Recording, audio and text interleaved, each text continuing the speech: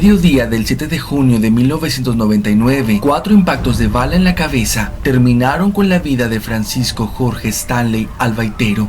Suceso que marcó la historia de la televisión en México, conmocionó a la ciudadanía y a las agencias mediáticas. Todos dejaron sus actividades para voltear incrédulos cuando les decían: acaban de matar a Paco Stanley.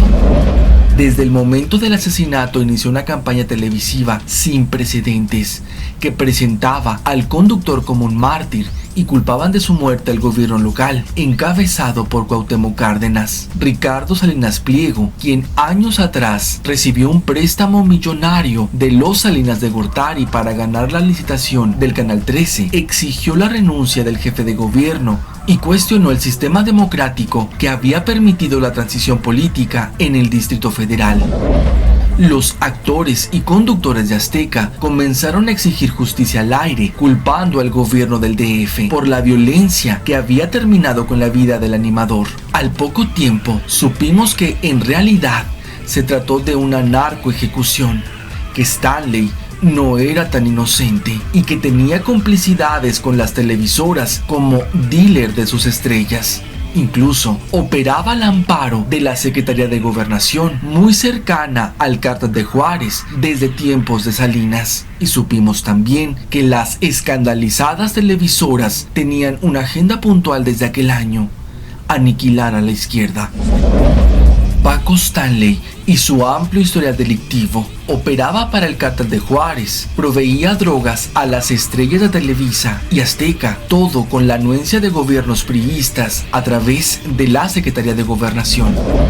A los 20 años de edad, Francisco Stanley ya había pisado la cárcel. En Saltillo, Coahuila, fue acusado de robo y de encabezar una banda que se dedicaba a asaltar tiendas. Cuando Stanley fue presidente de la Asociación de Locutores de México, se convirtió en el propietario del Bar Diana de la Zona Rosa, donde se ejercía la prostitución.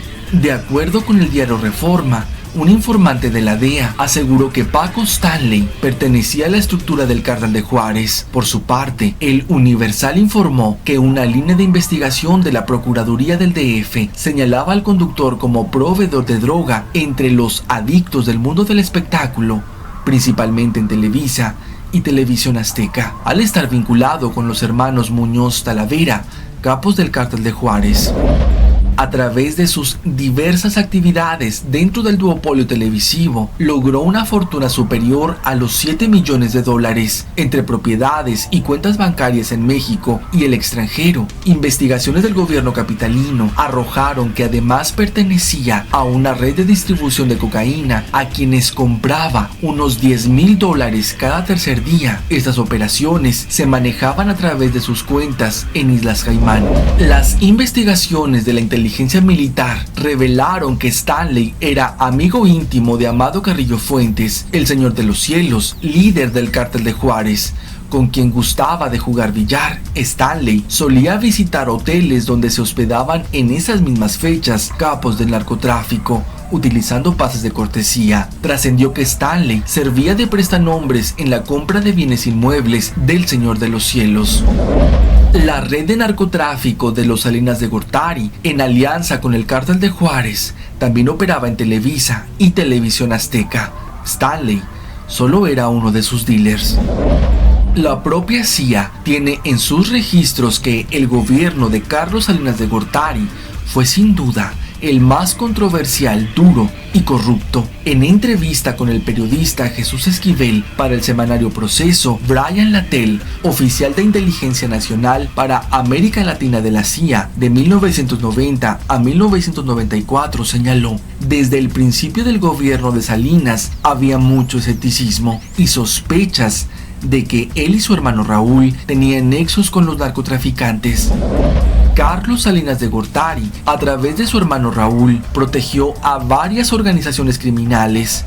Los Salinas estaban vinculados con varios cárteles delictivos, entre ellos el de Juárez. De acuerdo con testimonios de Rubén Jaime Gutiérrez, confinado en Santa Marta, Acatitlán, Raúl, el hermano incómodo, José Córdoba Montoya, el entonces jefe de la oficina de la presidencia, y Amado Carrillo visitaban en el reclusorio sur al narcotraficante Juan José Esparragosa el Azul, quien realizaba grandes fiestas para los hombres de confianza de Carlos Salinas. El Azul pretendió formar una federación del narcotráfico, la cual encabezarían los hermanos Arellano Félix, Juan García Ábrego, Amado Carrillo Fuentes y el Mayo Zambada, con la anuencia del gobierno de Carlos Salinas. En la administración de Ernesto Zedillo se repitió la narcocorrupción. La propia familia de Zedillo se involucró con el narcotráfico. Al igual que el PRI, Televisa ha mantenido vínculos muy estrechos con el Cártel de Juárez, mismos que continúan vigentes. Se reveló que Rodolfo David Dávila Córdoba, exdirectivo del Banco de México, sentenciado por haber sido operador financiero de la organización de los Carrillo Fuentes, recibió contratos por más de 396 millones de pesos de la cruzada contra el hambre. Los pagos se hicieron a empresas fantasmas y por servicios jamás realizados, en una trama que involucró a la Universidad Autónoma de Morelos y a un exdirigente de Nueva Alianza.